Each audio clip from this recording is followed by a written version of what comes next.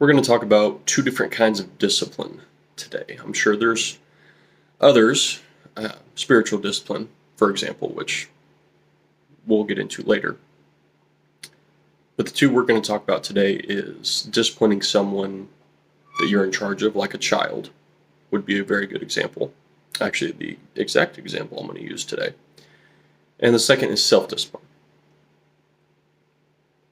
Now, there's a lot of resources we could go over talking about disciplining a child the best way, the ways to avoid.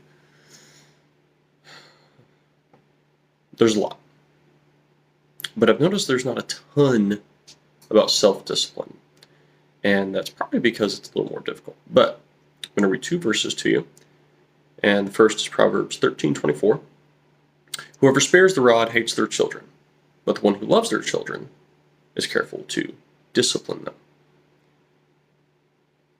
We are not called to be our child's best friend when they are a child. They're stupid as a child. They know no better. You're not going to let a baby just sit on the floor and expect them to take care of themselves. No, they're going to start sticking their fingers in light sockets. We have to tell them no. My little nephew was just here and he went to go push open the screen door and I told him no. And I held it closed and he started crying. What he doesn't realize is if he had pushed that screen door open, he was going to faceplant on the concrete patio.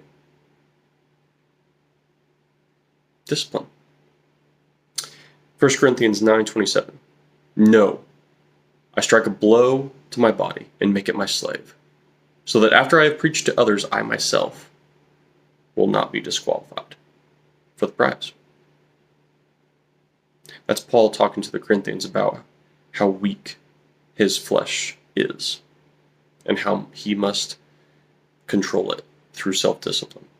He even uses the scary S word, the slave word. Make your body your slave, your weak flesh. I pray about it all the time. My flesh is weak. It's the reason I sin. Self-discipline. If you're going to work so hard to discipline a child and forget that you're still a child of God, you're a baby in God's eyes. Remember, you have free will. God can only discipline you so much. Sometimes you got to take the reins a little bit.